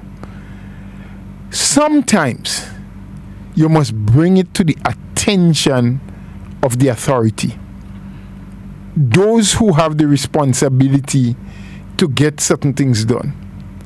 Half the times we don't. We go up on social media, we go on a call-in program and we lambaste and we lab our mouth about this and that and that. And the people who should know about it have never been told a thing. So they don't know what you're feeling. They don't know what is happening. They don't know, sometimes they're not aware because the reports they get make them feel and give the impression that everything is happening right. But you living with a situation and you know it's not right, please go forward. Inform. Let them know. And when nothing is being done about it, then you have all rights and authority to blaze them, to blast them, to say what you're saying about them. But it is utterly unfair, most of the time, to those in authority, when you give them no opportunity to become aware of what is or isn't happening in some instances, and you just go blasting. Because believe it or not, it is not always the easiest and best place to be at the top of the ladder, to be in charge of those who are just a little bit below you. I think we had a wonderful day today. Thanks to all of the people who called and contribute. The conversation will continue. The time has come when we'll want to get to doing some of the things I mentioned before. Thank you again for joining us on Hard Talk today. As we always say to you, please check, recheck, fact check what you have heard here or what you have heard anywhere else. Because sometimes some of us just open our mouths, cause our tongues to move, and say things without even understanding what we are saying. Yeah. Please enjoy your Monday. And before we leave, Mr. Bola, I just want to let the people know that, of course, the Ministry of Health continues with its fogging schedule, because you know that dengue fever seems to be very prevalent around this time in the Caribbean. So they've started their fogging schedule, and today they would be in the Felix Park area from 4 p.m. Tomorrow they'll be in Cafe and Cafe Crochet area from 4 p.m. On Wednesday they'll be in the Mamacan area, and on Thursday Marquee. So we want people to... None on Friday? None on Friday, no. Okay. None on Friday. Mosquitoes don't bite on weekend. Well, I just imagine. Maybe.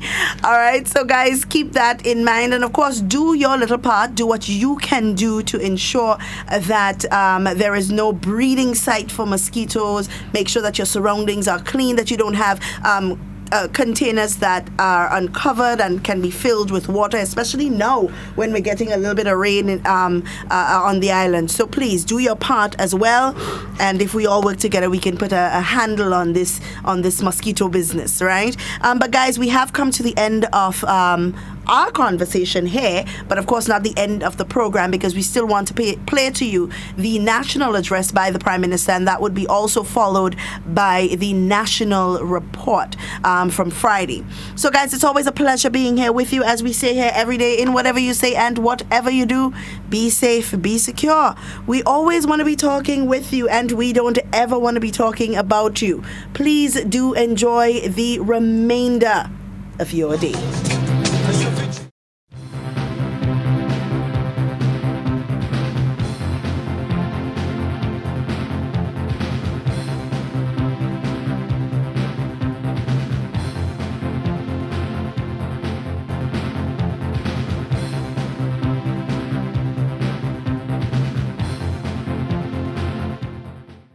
The following is an address to the nation by Prime Minister Dr. The Right Honorable Keith Mitchell. Fellow Grenadians, Carriaconians, Peter Martinicans all, I greet you this evening to bring news of the much anticipated changes to the composition of the cabinet of our country. This change is more about facilitating personal growth and development, and allowing ministers to become more versatile by managing different portfolios, and most importantly, enabling government to become more efficient in handling the affairs of the state. Those who have closely monitored and followed my style of leadership would know that in the middle of any term of office, my usual approach is to give ministers an opportunity to develop their skills in managing different areas of government, especially if they have served in one ministry for an extended period of time. The portfolio changes are intended to give my cabinet colleagues an opportunity to broaden their experience and to bring a new outlook to another area of government service. This cabinet reshuffle entails a mix of changes. In addition to reassigning ministers to different ministries' portfolios. In some instances, I have separated the portfolios, including in some ministerial assignments, and placed them with others. Therefore, some ministers will have additional responsibilities and or new areas of responsibilities. This cabinet reshuffle will enable our performance by allowing us to build on the progress made and to solidify our achievements to date while creating a springboard for future development. Fellow Grenadians all, these changes are being made with the clear understanding that we are living in COVID-19 period, and as such, they are expected to enhance our successful control of the virus.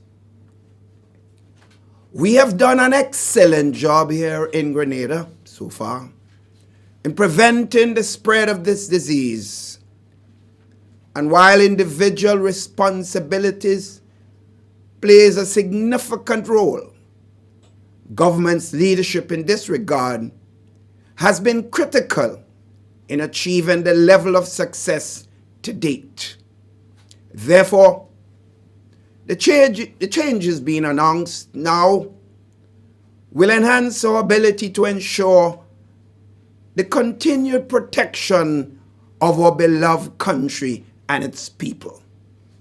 Sisters and brothers all, it is my firm belief that one of the greatest attributes of a successful leader lies not just in his accomplishments during his period of service, but also in the decisions taken to facilitate a smooth transition to new leadership. In other words, my friends, a true leader must have a sound succession plan that adequately prepares future leaders to seamlessly take over the reins of leadership.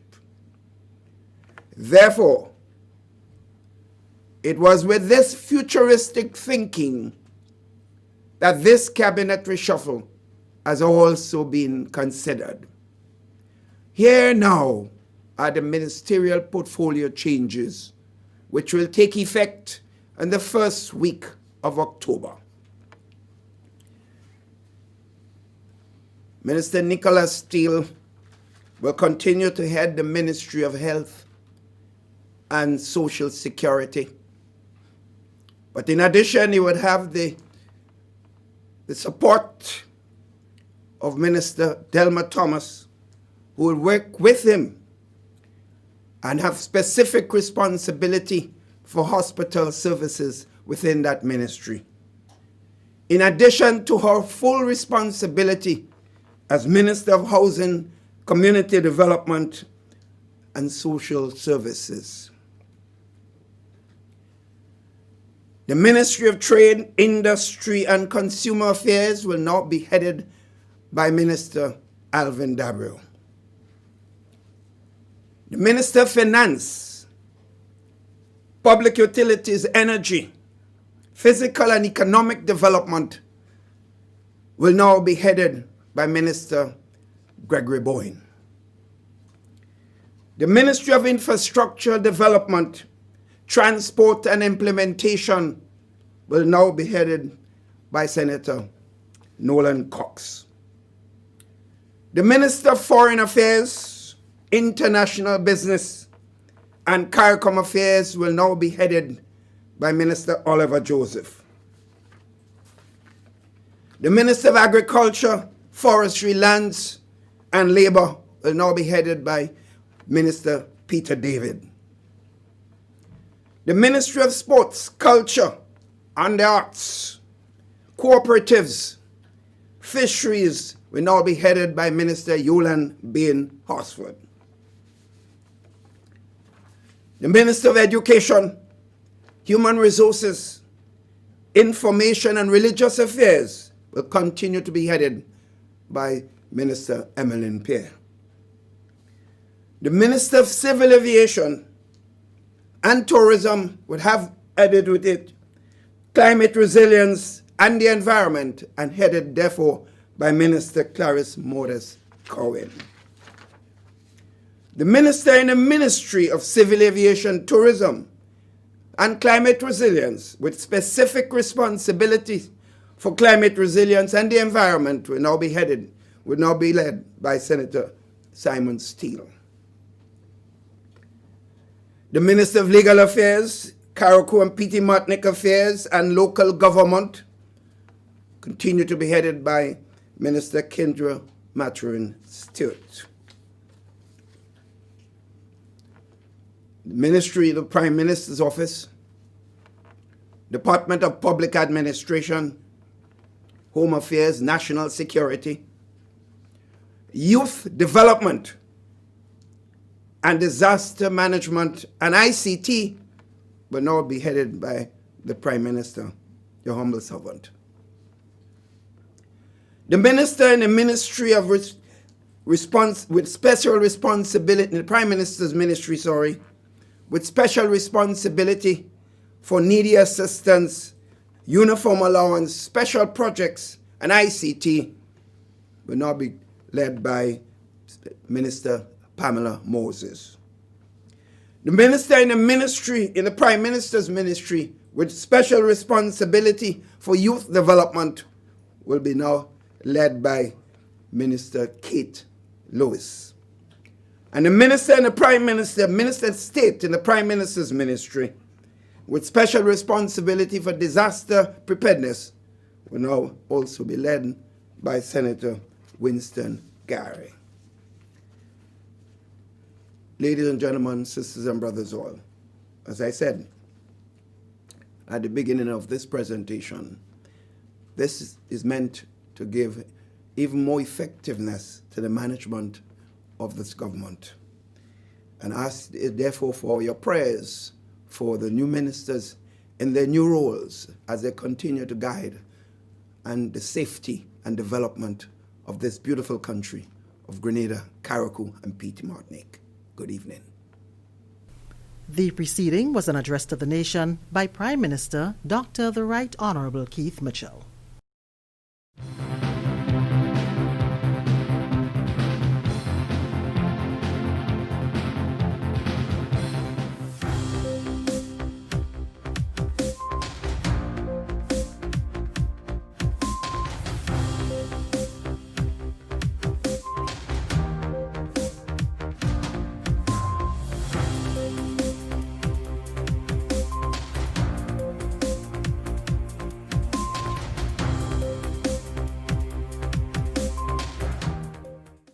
Lower House makes amendments to Quarantine Act, Chapter 271. We'll have the details to this and other stories in the National Report.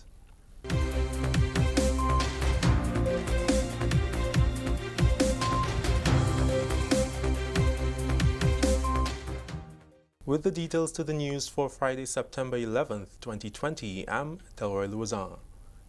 The Lower House on Friday made amendments to the Quarantine Act, Chapter 271, to include COVID-19 on the list of viruses for which measures must be put in place to control the spread.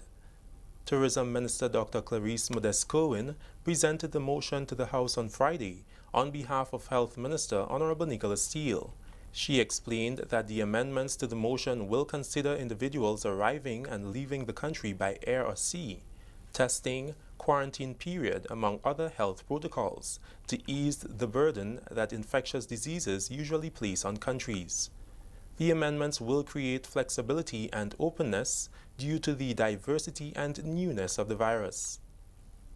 This legislation was formulated in a time and a period when other diseases presented themselves. It covered SARS, other coronavirus, and so on, but it does not cover the COVID-19 disease in its regulations. And therefore, Mr. Speaker, we are asking permission to amend the regulations so that it can serve the purpose for which it was intended, to prevent disease from coming into our country, infectious disease in particular, and to prevent the spread of these infections.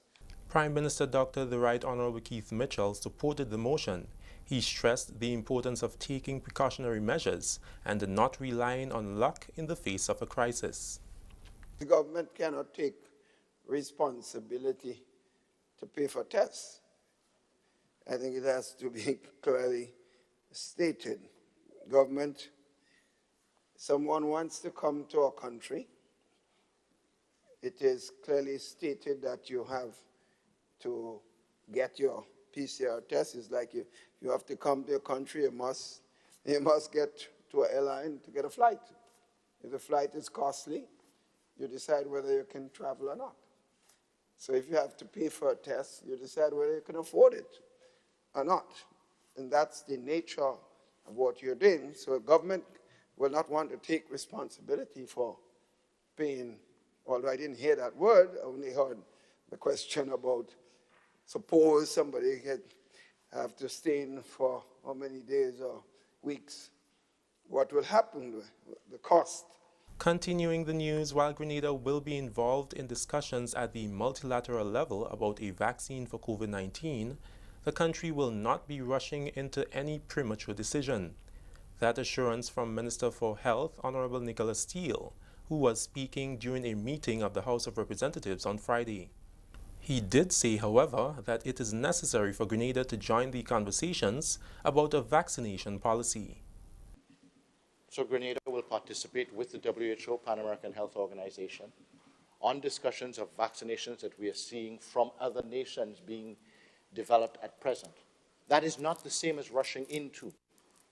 That is saying that we are going to participate in the discussion, the exchange of knowledge from the beginning, which will allow us to make the educated and informed decisions as we go along.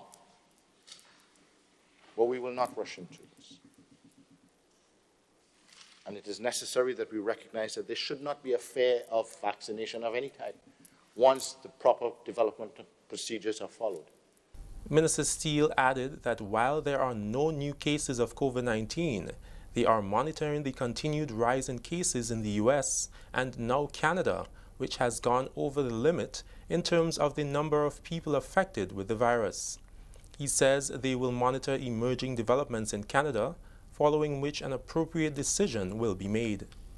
The way that the science observes at WHO and PAHO is that after a period, if consistently they have remained above 20 cases per 100,000 or rise significantly, then the adjustment is made. So we observe them over the next couple of days to a week and we'll make the appropriate adjustment. The hope is that this would not be the case. You're watching the National Report. Stay with us. We'll have more news in just a moment. Prime Minister Dr. The Right Honorable Keith Mitchell will deliver a national address on Sunday, September 13th, 2020 at 7 p.m. He will announce a cabinet reshuffle, a customary practice at the midpoint of the current term of office. Tune in to the Government Information Service Channel 22, the GIS Facebook page, and other media outlets and social media platforms at 7 p.m. on Sunday for the live announcement of the cabinet reshuffle. Welcome back. Prime Minister Dr. The Right Honorable Keith Mitchell says it is time for people to put personal feelings aside and see the benefits of major development projects being undertaken by government that will create additional employment. During Friday's meeting of the House of Representatives, Dr. Mitchell said once government initiates serious activity to bring development to the country, some immediately oppose it. He pointed out that major projects like the Melville Street cruise ship port, the Port Louis project and others all came under heavy criticism over perceived negative environmental impact. Now some are taking issue with the Livera project. Now the Livera project. Chinese want to take over Grenada. Chinese want to take over Grenada. I mean, it's amazing, you know. Chinese want to take over Grenada. Because if it was Americans that were come in and build those projects, You hear Americans taking over, selling the country after Americans. Jobs are being created, development are being created. The farmers are benefiting from development. Look at that Silver Sands project. They opposed that too. All sorts of persons became politicians overnight at Silver Sands.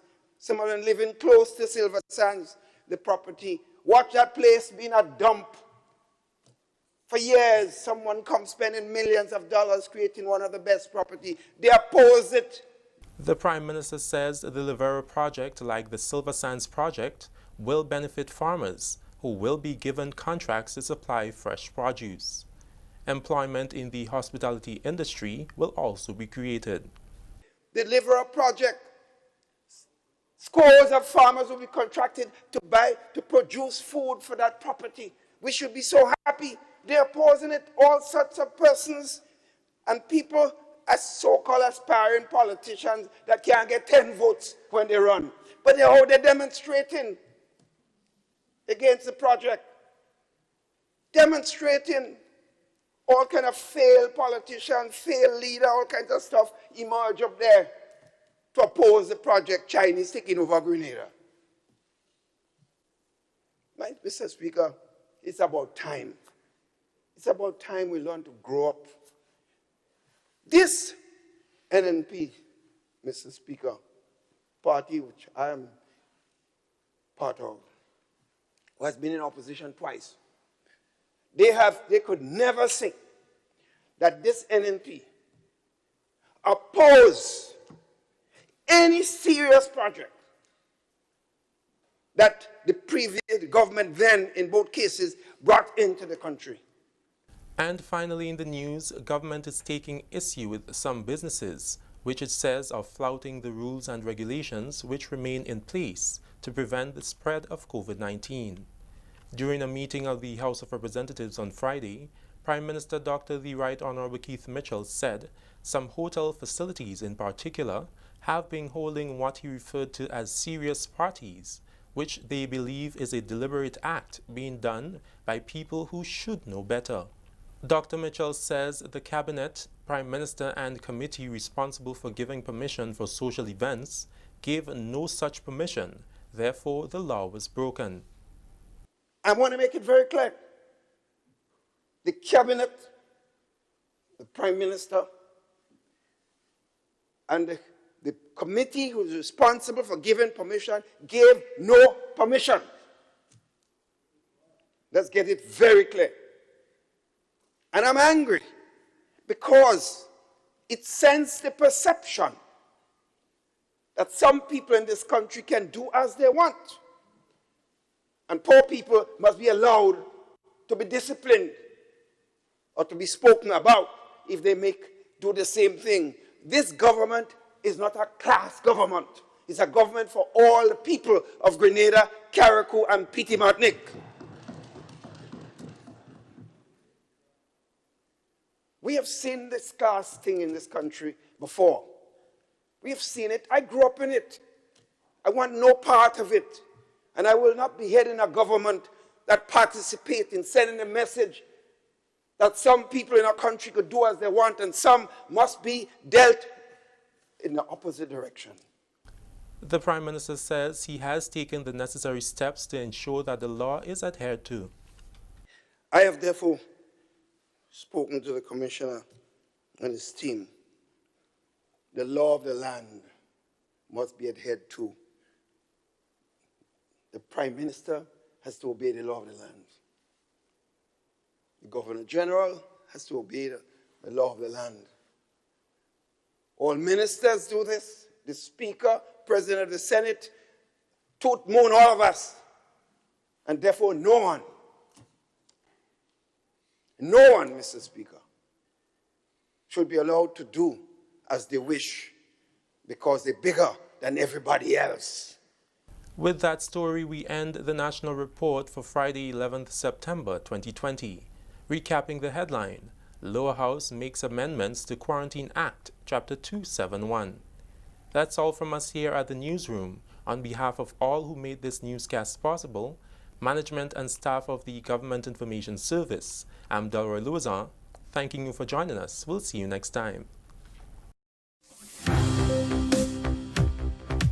Stay up to date with all that's happening with the new National Party, NNP. Send us a message via text or WhatsApp on 405-8683 with your name, email, and constituency. Stay in the know with NNP. Get updated.